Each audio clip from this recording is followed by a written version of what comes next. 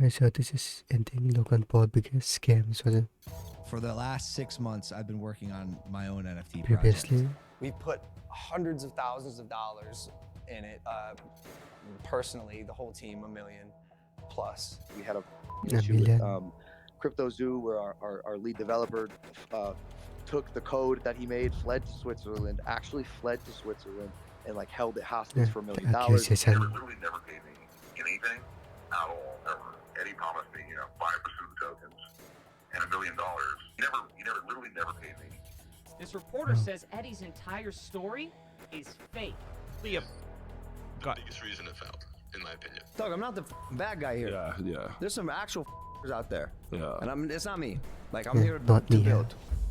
blaming everyone.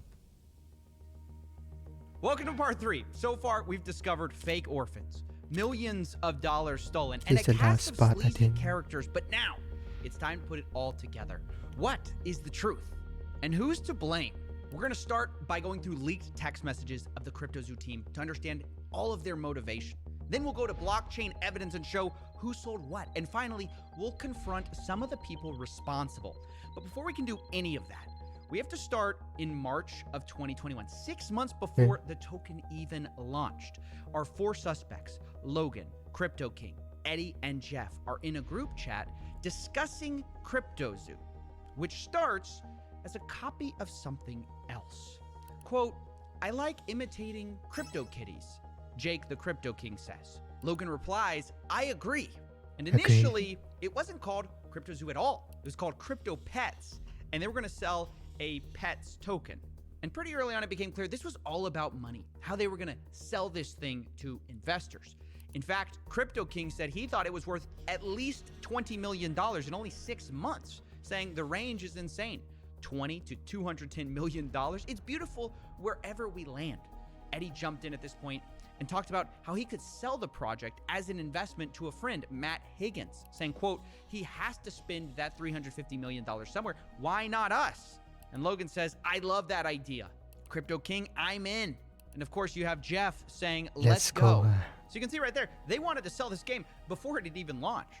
Now later, Eddie amends the list of investors and says, quote, "Investors will be Gary Vee, Todd Morley, James Altucher, Ryan Kavanaugh, and others confirmed on my end." Supposedly, they had $100 million of investment interest. Now, I actually went to some of these investors and asked if this was true, and the one person who responded denied it, Ryan Kavanaugh. Quote, "Nope, not even a little bit." No. So this looks like it could be yet another lie from Eddie Ibanez, but either way, it looks like there was more issues than just finding investors because the team wanted to pre-sell tokens, and not everyone was sure it would be legal. Jake the Crypto King mentions that, quote, "If we have a pre-sale, it opens us up to SEC issues." And Jeff agrees and says, "Don't want to do anything that brings the SEC eyeballs." Now, not everyone wanted to be so cautious, though. Logan argues everyone does pre-sale with coins. Eddie agrees. He says, "You absolutely can do it. I have the SEC down, private and pre-sale." And honestly, it was quite the dilemma for this team who wanted money. Do a pre-sale, make millions, but you have these potential legal issues. Don't do it, you make less money. So Crypto King comes up with a middle solution. He says, if we can't sell, no pre-sale. We can still trade them in the liquidity pool. And this is the start of a new disaster, which takes a bit of explaining. Now, just so we're clear, a pre-sale is where you sell investors coins, usually at a discount, before you've launched. And then when you launch, you give them those coins. Now, like I said, the team didn't want to do that. So what they did instead was they bought the tokens on the open market right after launch. But they tried to get clever with it because they didn't actually announce that they were launching this coin at all. They stealth launched it on June 11th and didn't announce this token through Logan until August 18th, meaning they had all that time to silently buy up as much of the supply at a steep discount as they wanted. And the idea here was that doing this, the team could get these tokens extremely cheaply, which is kind of like a pre-sale, but without all the SEC troubles. And Crypto King makes this clear on June 7th when he says, quote, "Launch of the liquidity pool is where huge money will be made because you get in cheaper." And then says, "We, the team, begin buying out the liquidity pool. Once the team has exhausted funds for the liquidity pool buying, we send the contract address to friends, family, investors who want to be able to get in." So obviously the plan is we buy first, then we give it to our close friends and family, and then maybe the public eventually, right? And even the day before, Crypto King reminds everyone, quote, Zoo Day is tomorrow. I highly recommend everyone get a few hundred to a few $1,000s in Zoo when it goes live. It will likely 10 to 1,000x. So that was their plan. Rather than doing a pre-sale, they were going to do this stealth launch and hopefully get tokens cheaply the same way, but without all the legal troubles. Or at least that was the plan. Because on stealth launch day, this is where things first started to go wrong for the team. At first, everything seemed to go normal. The team sat in a circle and literally bought it out as planned. But the next day, Crypto King says something odd. Quote, a bot is playing with our token. Kind of cool to watch them work. But he doesn't mention who this bot is. And he also says the asshole finished selling, but doesn't mention who that is. Now, Jeff, Logan's manager, replies upset. He says, how do we prevent someone doing what they just did again? We went from a $130 million to $26 million market cap in 2 hours. It's not cool to watch. Logan jumps in. Yeah, wait, how did that happen? And he also says, what asshole? How did anyone get this token except for us and none of us sold? And I think actually this is incredibly suspicious because the implication of what Logan's saying is, hey, we tried to scheme this really well. We tried to all buy this without letting anyone know. How did anyone else figure out we were buying it, right? And this is where a fight ensues that's going to become really interesting. Crypto King deflects the question by saying, my buyer pushed it back up to $40 million. And Logan says, no, bro, F your buyer. Explain to me what just happened and how there were 30 token holders. And Jake tries to explain that this was just traders and bots happening to find the token. But Logan says only 5 of us knew about it. Jake says, well, many people chase volume and new tokens. And to some extent, he's kind of right. But Logan replies, cap. He doesn't believe it. Quote, I can't be the only one who thinks that's too incredibly convenient. Like someone was tipped off. And look, no one's more critical of Logan than me. But as I'm reading these texts, I was kind of like agreeing. Like, yeah, it does seem too nonchalant when somebody's ruining your secret plot. You know what I mean? Because Crypto King was acting very strange. He says, we created $40 million out of thin air. This is a success. Logan replies, this nonchalance worries me. F 40 million. It was at 120 million, which again, it's all about the money with these guys. But truth be told, I did agree that Crypto King's attitude seemed strange in these texts. I mean, he's not wrong that bots are a thing. Traders are a thing. But it sounded like he didn't want anyone to look into it. So, naturally, I looked into it. And what I found surprised me, because there were bots, but there's also unusual human activity during this time. So I tracked the 5 biggest buyers of the Zoo coin. And lo and behold, this is what I found. Logan was one of the biggest buyers, which is what you'd expect. But he wasn't the biggest. In fact, 2 of the biggest wallets seem to be associated with Crypto King himself. And here's where I paused. I said, wait a second. Why did this guy buy more Zoo tokens than Logan when this is mostly Logan's project? I thought Crypto King was a small part of this team. And so to get more info on this, I actually got access to an internal meeting note from the day of June 11th, which they called Zoo Day.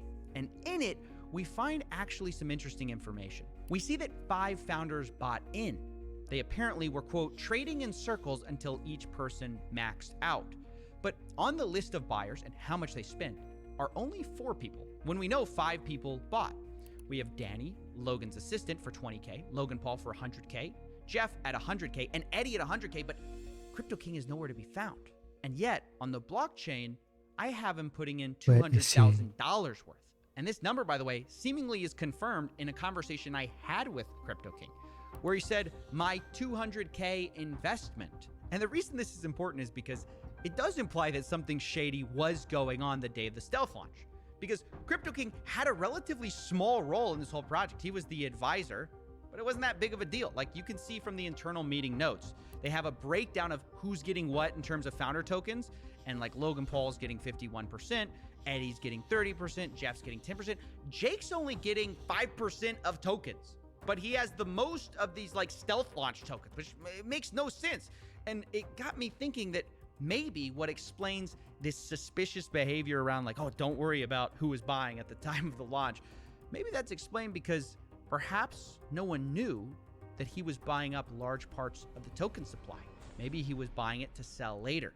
Now, of course, that's speculation. So that's why I confronted Crypto King on all of this. But before we get to that call, let's address the elephant in the room. Logan didn't accuse Crypto King of being a scam.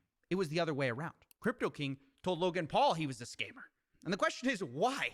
Well, to answer that, Scammer. we have to go from June, the stealth launch date, to September 1st, the official launch date of CryptoZoo. September 1st, cryptozoo.co.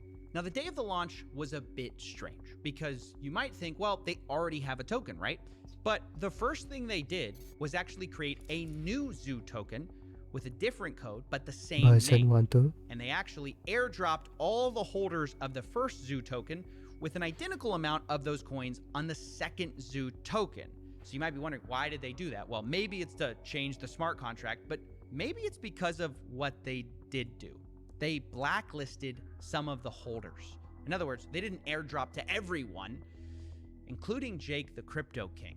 They excluded his wallets so it couldn't get these Zoo coins. Jake texts the group about this the next day, saying, quote, "The Zoo team made a major error this weekend. They chose not to communicate, mint a new token, and airdrop it to whatever wallets they determined fit. This decision came from Eddie and Logan, and I had no part in it. 11,250 wallets before the airdrop, under 11,000 after. They chose to blacklist and ban over 200 wallets. Now, who those wallets are, I have no idea." But he continues, quote, "As a founder like Logan, Jeff, Eddie, and Danny, I had purchased a large quantity of tokens. 5+ of my wallets had been blacklisted from the original team's buys." Now, I don't know why he had 5+ wallets there, but okay. He says 80+ billion Zoo tokens were confiscated from me to date without any communication. So, wow. That's why Crypto King accused Logan of stealing from him or scamming. It's because he was frozen out of a lot of his wallets. And then we get to the text you guys all know. He says, "Logan, you stole $40 million. You're a scammer. Okay. You're a con artist, all that stuff. You betrayed your community. The reality is you aren't that guy." And Logan responds, "Oh, Jake, trust me, bro. I am that guy. Q, in the arms of an angel." Okay. And look, I mean, what do we make of this? Well, I don't know. I can't root for either of these guys because it sounds like Logan stabbed him in the back, but it sounds like Crypto King may have stabbed him in the back in the first place, right? Because it does appear like he bought tokens that maybe everyone didn't know about. So I'm really not a fan of Everyone is anyone in this doing wrong with situation. And this. by the way, this whole thing was structured so misleadingly from the beginning. I have to talk to you a bit about it because you might think that these tokens were the only tokens they had, but it's not even true. In the distribution section of Zoo's white paper, they say there's 2 trillion tokens, and a quarter of that are allocated to development, marketing, and founders. Those aren't even the tokens we're talking about right now, because they claim that those tokens were locked up for 6 months, and then afterwards, 10% was unlocked every month. And if that's true, there would be no reason for these funds to be blacklisted, right? Why would you blacklist something that would be locked up? And the answer is because, well, the founders had more than one set of tokens. Not only did they supposedly have these founder tokens that Never were give up. locked up and couldn't be sold, these stealth launch tokens were different from that. It's like a whole different thing. And the tokens that they bought, that all of these guys bought, they could sell at basically any time because they weren't locked up, which is a massive problem. And this fact was explicitly laid out in their meeting notes with only one rule. They say, quote, "No selling until $200 million market cap, and don't impact the market more than 3%, and not impact the market more than 10% in a day." And by the way, this is basically conspiracy to manipulate a market. You know, they're literally having insider rules for how to sell, but we're going to look past Okay. that, right? Because these rules eventually kind of changed. A text from Logan's manager, Jeff Levin, came to the group chat, Zoo Founders, saying, "Guys, new and absolute rules. No one is to sell or transfer any Zoo. Logan's going to make the call when we can make moves." And Logan replies, "Your tokens do not leave your wallet. This is a game." Now, that all sounds well and good. Don't sell your tokens, but the reality was, I mean, they're But just it's kind of not. trusting each other because these tokens that they're talking about, they're unlocked. They're not locked up, and they could sell it at any time. And I guess the question on my mind is that why Crypto King's tokens were blacklisted? Because they thought he would sell? Or maybe it's just the fact they found out he bought and they didn't know about all those tokens. It's honestly hard to say without knowing more evidence. And this is where we're going to My jump into obedience. the blockchain. Now, I've tracked the wallets of the entire team and identified the largest seller of Zoo in the team. And it wasn't Jeff. It wasn't Danny. It wasn't even Logan. It was Crypto King. Crypto King sold, by my This guy. calculations, millions of dollars. And I know what you're thinking. How's that possible, right? I thought his tokens were blacklisted the day of the official launch. How could he sell that much? Well, the answer is that not all of his tokens were blacklisted. He had even more tokens behind the scenes. And what's worse, Behind the the scenes. CryptoZoo team actually gave him back a lot of his blacklisted tokens, which I guess you can see as a good thing or a bad thing, because he then turned around and sold those tokens, right? And from my blockchain analysis across his blacklisted tokens he got back and the tokens that he had squirreled away the whole time, he ended up making $6 million. He did this by sending out tokens from these larger wallets to dozens of smaller wallets, selling it, and then sending the money to final cash out wallets. So I used those final wallets to calculate the amount he made. Now, I know, look, it's a lot to accuse someone of selling $6 million in a project that doesn't even work. It's a giant scam. So I wanted to give him a chance to defend himself. So I got on a call with Crypto King, and here's what he said when I finally revealed that I knew he had sold.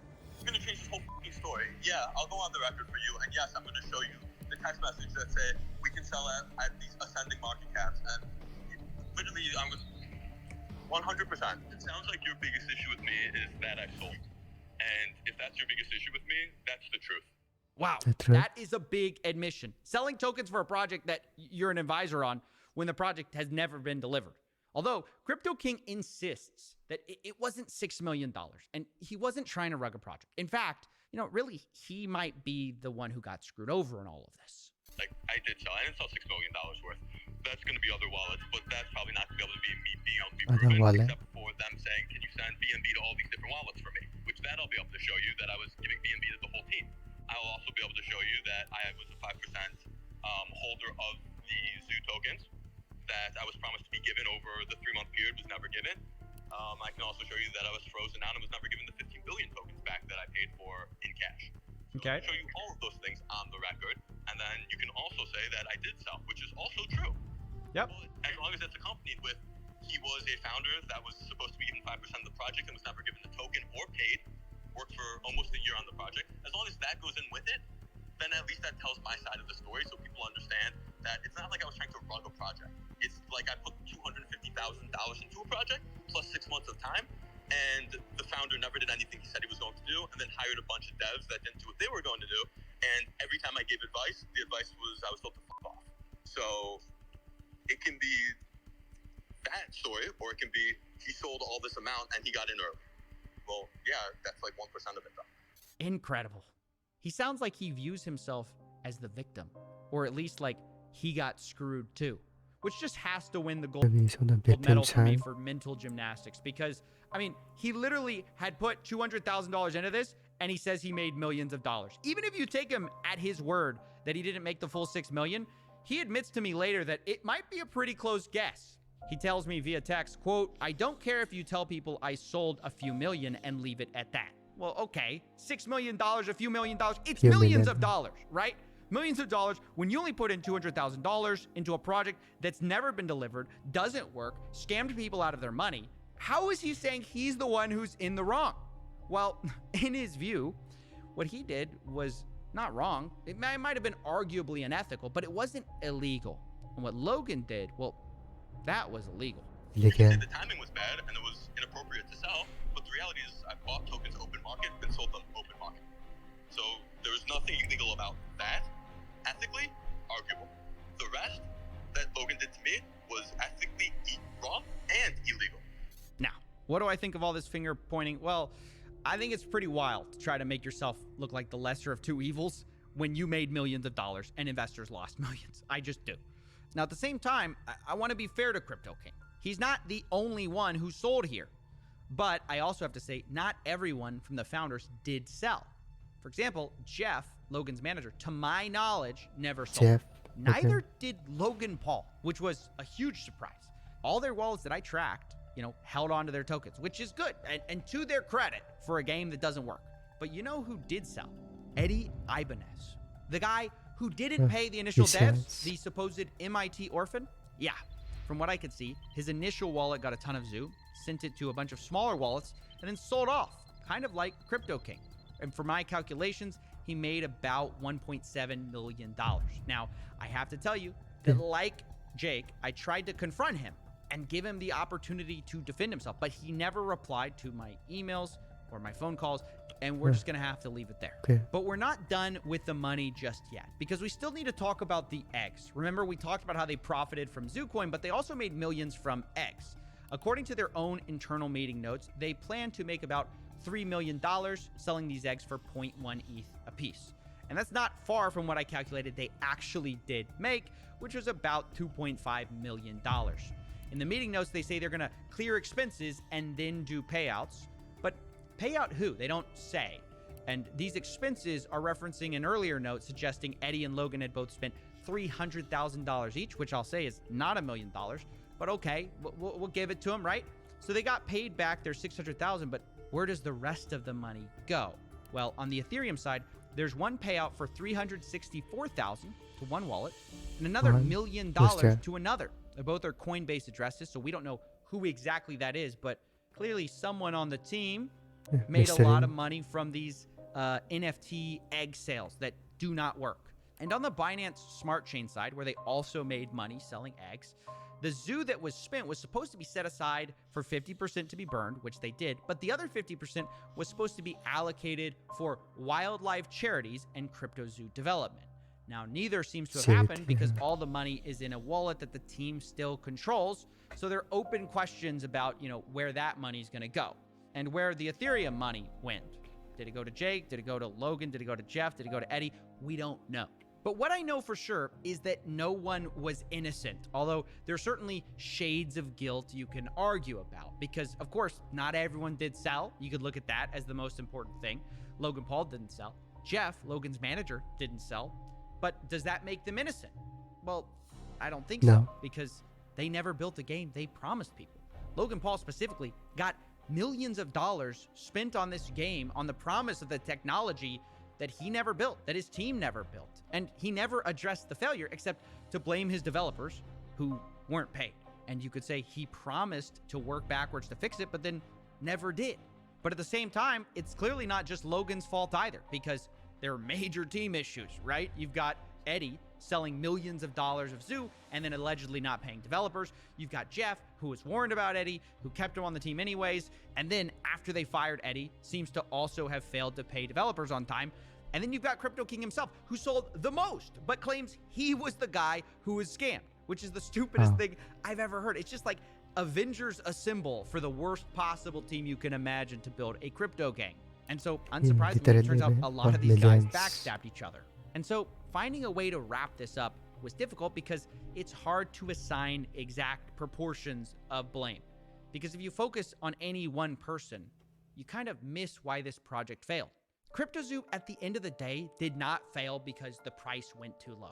CryptoZoo failed because they never built a functioning game that they promised. Really, the number one problem, even bigger than people selling millions of dollars of tokens, was that they never paid the developers on time, as boring as that is.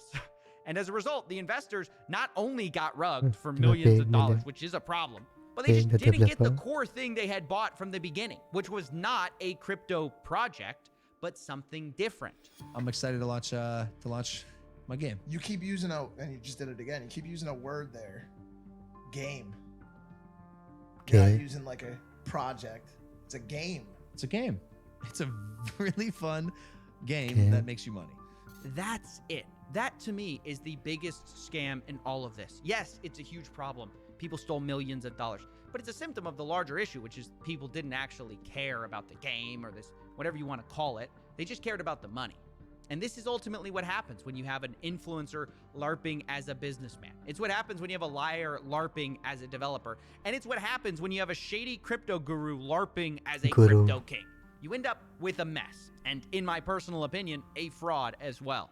And now that this thing blew up in their faces, these four seem to be dodging accountability faster than SBF dodges calls with me. because I have reached out to everyone involved. I've tried to get all of their statements on things. So far, no one has taken accountability or offered to refund the victims at all. They're all hiding, pretending these victims don't even exist. But they do exist. And throughout my investigations, they've been the heartbeat of this whole thing. So I decided to close this investigations in a bit of a unique way. Rather than me deciding who's to blame or me deciding what you should think, I want to give them the last word. Everyone's to You're blame. going to Logan, speak. in the sense of his poor management, is his project. He still made these promises to people. I think everyone it is to blame, including Logan Paul, of course, because he was the one in charge of this, and he was responsible for all of this mess. Everybody has a big part and a massive cross to bear. Each one of them scammed the project in their own way, and then off to the sunset they went.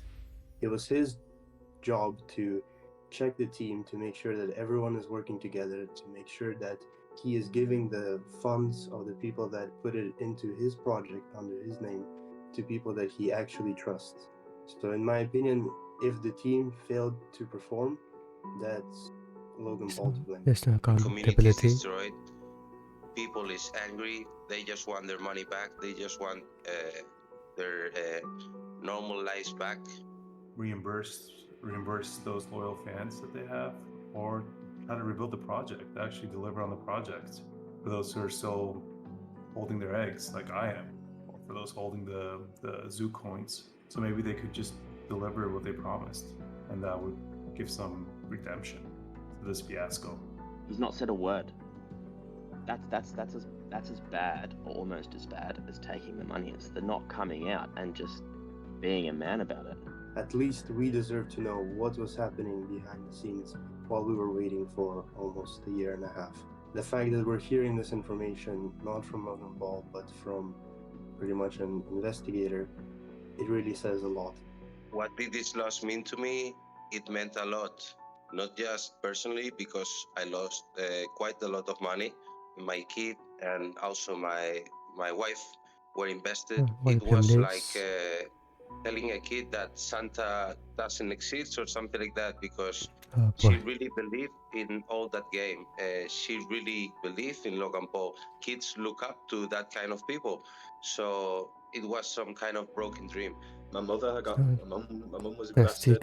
My sister was also invested. So, I mean, my daughter even had a couple of the eggs and animals, which the loss for them hurts the most, because obviously it's just not nice to see. For somebody to win, somebody has to lose. That's a gamble you take, whether you get into crypto or not. I got in knowing that I could. There's a stock market. Which is fine. That's on me. But I thought if I lost something, it would be because I sold at the wrong time, or the game didn't earn as much as I thought it would, and therefore my things weren't as valuable. But you never go into it thinking it's not something that they're going to just sell out from underneath you, because they could make so much more if they actually delivered on what they said, even if they delivered on close to what they said. And that's the thing, is you don't think they're going to rug you because there was so much money in a game wallet. Ultimately, at the end, the way I see it is it was fraud. Logan could have put out the red flags, told people to stop investing more into it, because people were investing into this project until the very last minute, where the ship was still just sinking down the ocean, and people were still putting their cash into it. If I was on a call with Logan Paul, I would ask him, where did his redemption arc go? I think he was on such a good streak going about his YouTube career and boxing as well. And it's sad to see that because of money, once again, we have degraded down to stealing from his viewers. What would I say to Logan Paul and his team if I could? Well, actually, I could, because I have an NFT from other project that gives me the right to see Logan Paul, to meet and greet with him, and I will actually use that right to tell him this story again, show him this video in front of me, and see how he reacts when he sees that my family, my whole family and my kid are affected with this situation, because I think that's not human. You would think that Logan would have would have told his fellow followers, his loyal fans that, hey guys, back off, red flag, things are there's turbulence in the water. No, not a single word, nothing whatsoever. No. To market products at children and knowing full well that his team is made up of people that he believes are shady characters. Yeah, he still goes on Forbes interviews and says the game is great for kids. It's gonna be amazing. Who loves it most? Kids. Their kids love it. Our developers' kids, all of them, cannot stop playing the game. I think that is inhumane the way that side of it's been marketed. Knowing what's happened since, knowing that all of the people that were there from the beginning, like all of the guys that I'd speak to on a daily basis, that we've all just got nothing now. Ideally, I just want to say I'll see you in court. Court, nice.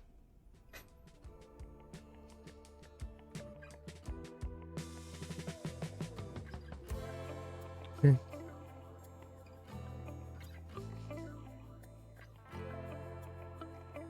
I guess it's ending there. Yeah, what Logan, this was actually kind of messed up though, especially targeting the kids. I guess I want to put up an analysis, but